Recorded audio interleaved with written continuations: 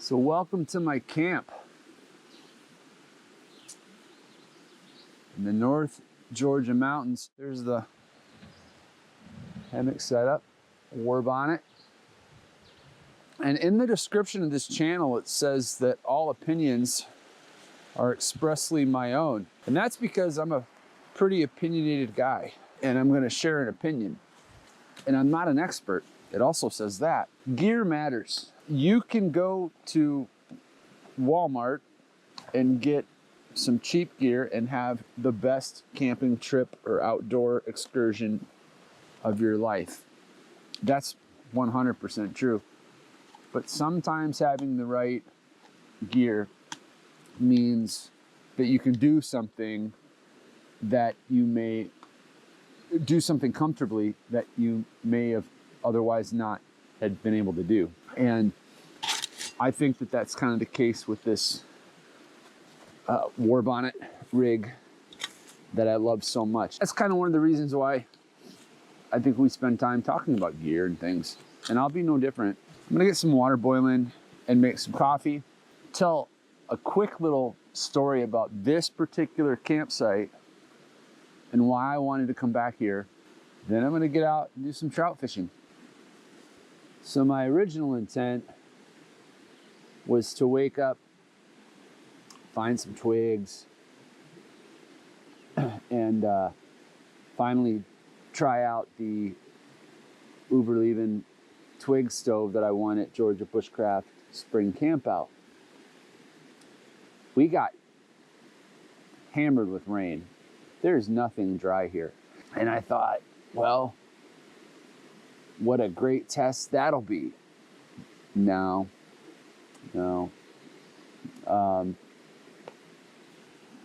This Evernew alcohol stove is gonna do it for me today. And save a little time so I can get out on the river and hopefully catch some fish.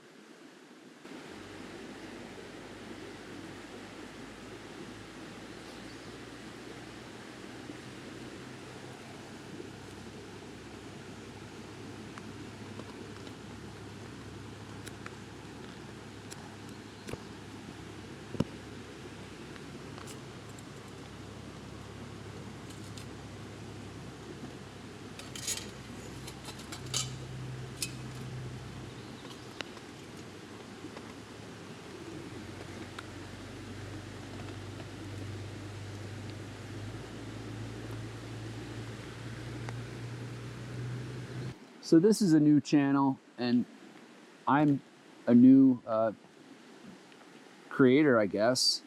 And I only have a few videos out there. But for what it's worth, one of my friends saw one of my videos and I asked her what she thought. And she said, you know, there's two things I like. I like the time lapses and I really liked it when you talked about your dehydrated food. I was like, really? Wow, okay. Because I thought that was kind of, you know, boring. But give them what they want, right?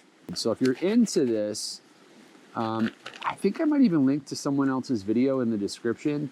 I don't have any affiliation. I don't know her, but she did an excellent video all about the different camp meals. If you're watching this and you've never made one of these and you're curious what it's like inside,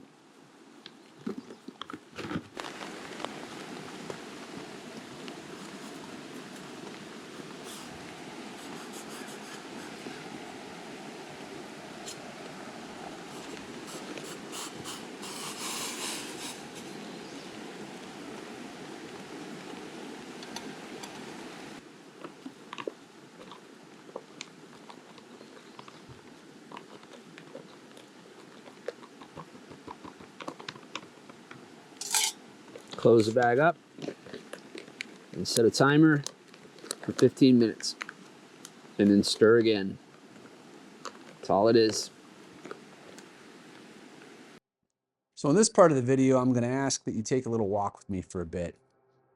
I'm going to walk down this trail that I discovered at this campsite on a prior camp out in June of 2020. In fact, this is campsite number 19 at the Tate Branch Campground on the Tallulah River just outside of Clayton, Georgia. When I was here last time, I found this little trail and I walked back here and I found this cool little dam. No idea who built it, no idea when they built it, just kind of neat. So I was revisiting the last time that I was at this particular campground. If you do the math, you can figure out what was going on in the world in June of 2020. And one day I decided I was gonna go camping, so I stopped at the store on the drive up and I picked up some cubed beef, and I already had some sticks that I could roast marshmallows or whatever over a fire. And that was gonna be dinner that night. I was gonna make this cubed steak over a fire. And sure enough, I did. Had my fire raging. It was great. It was a great night, great weather. And I took that first bite of that steak. And I was like, well, that's odd. I can't taste it. So I took another bite. And I figured, well, maybe it's just the steak. Maybe it's just the meat. And made another one and decided on the third bite, I'm gonna have a smell of this. Maybe it's bad, maybe it's spoiled. And that's when I realized I couldn't even actually smell the steak that I was eating. There you go. So it was important to me to come back to this site and kind of replace the last experience I had here with a good one. So I came back to campsite number 19, and as you can tell, or if you can't tell, my audio fell out. So I'm narrating this after the fact and revisited the site and what's kind of going on there. I'm not sure that they're even going to keep this site operational. You can tell that there's a number of trees that have been felled and knocked down and just a bunch of debris. But nevertheless, it was a good visit and I'm glad I went. All right. Morning coffee has been consumed. Today's going to be 76 and sunny. That's why you go out and get your sight in a thunderstorm. The water's running really high and fast, as you can imagine. I'm using a Joe's Spinners 1/4 ounce. So wish me luck and follow along. With any luck, we'll have a couple trout on the Breeo stove, fireplace, fire pit, whatever you want to call it. There's no denying that it is a busy river today. A lot of folks are out. Got hammered with rain yesterday. And I've said before, this river is not a blue line. This is easily accessible to everyone. And that's what makes it great. These folks have as much right to be here fishing, getting outdoors, getting in the woods, camping, cooking, hiking. They have as much right to do that as anyone else. And I think that it's a great gateway to, you know, getting further and further out. Because the water's in some places pretty tiny, and in some places it's pretty big. You can wade, you can bank fish like I am, just kind of ducking down into different pockets. Just a number of things that you can do basically to practice your skills. I'll add that everyone here is really nice too. No luck. So when you're trying to get out, that's what you're looking at. And as I said before, it rained really well. I slipped on my way down here that you didn't see.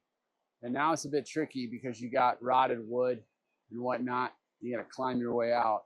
And it's the only way out. So this is what it looks like.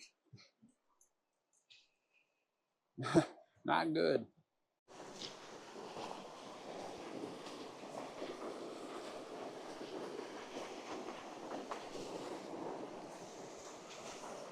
I've always done well at this hole.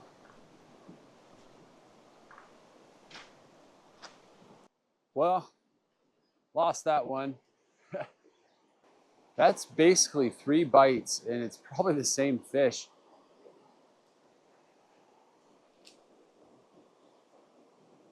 With so much activity with that fish, I'm just moving upstream a little bit, trying to change my presentation. But I'm not deterred. That was an aggressive fish. That's a good sign for the day. So I don't have high hopes for this hole or this run, but I do want to share a little bit about what it's like to get there. And this is the sometimes fun situation and sometimes perilous. You really gotta decide what you want to do. I can't imagine doing this in waders, for example. That was a little test bite.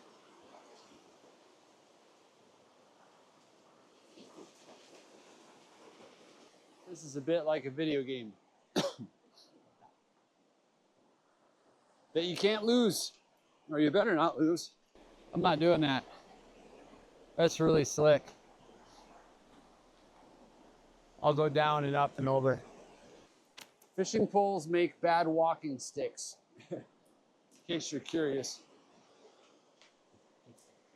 Now this I can do.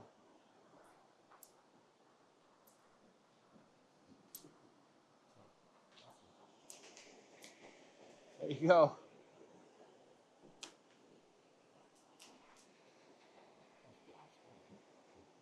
That's as far as I'm going. Well, I'm back at one of my favorite holes.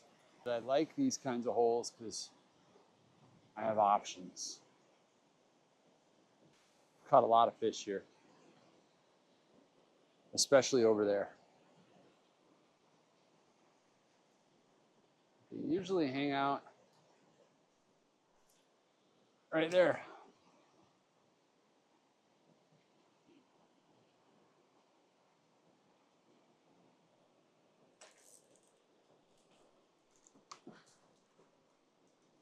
There you go. Got a tail walker that time.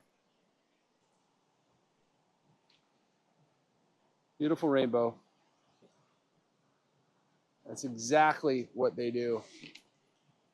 And I kind of feel smart for figuring it out. Let's get that out of the camera. Beautiful rainbow.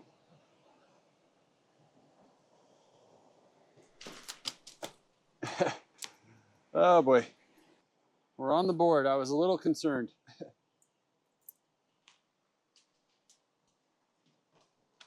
Feisty guy. I'm back in the water. Oh, wow. That was not a lazy fish.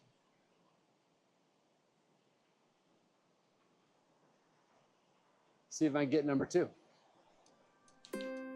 So aside from trying to catch fish for you folks, I'm also trying to learn how to take good video and get good audio. If you can't tell, I had some issues with this video, but I didn't have as many issues actually catching a couple fish. Now this fish I caught here was the second one of the day, and it was considerably larger than the first, and it put up a heck of a fight as well. It's the last fish of the day. If you're curious, I walked about 10 miles on this trip, and I certainly felt it the next day. So apologies for the kind of wonky audio. Believe me, I'm learning, and my videos are only going to get better. I appreciate you sticking around this long, and yeah, let's continue on. Well, there you go. I'm going to call that a great day fishing. Couple fish to get ready. What a great camp. A fun camp, especially because of the thunderstorm. It's so therapeutic just to sit underneath that tarp and just watch the rain, you know, slap that tarp. I'm gonna be honest, oh, that's interesting. Kind of not funny. And I think I just heard a snake. $15 to camp at that site per night, 15 bucks. I did buy some ice and things for the fish, really. Couple bucks there, and you know, the money it takes in gas to get here. So a solid 24 hours of just awesomeness. This is my church. This is what I do. And then I get to share it with you. I think I'm going to sign off now. This has been a great trip, the first camping trip of the year outside of Georgia Bushcraft, and kind of an important one for me. So that's it for now. If you made it this far, thank you. I hope that I'm doing something that you get to enjoy too. Cheers.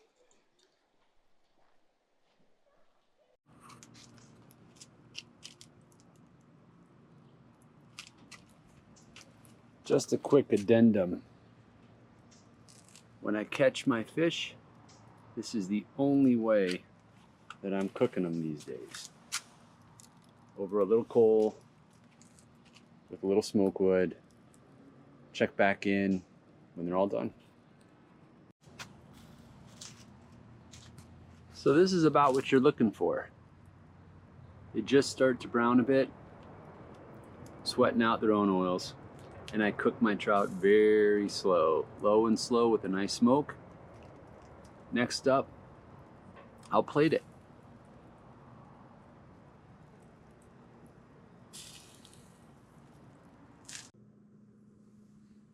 And there it is. Dinner is served. Earned the hard way on the river yesterday, but the fun way. Not much seasoning on my trout. I do brine them overnight, sometimes even 2 days.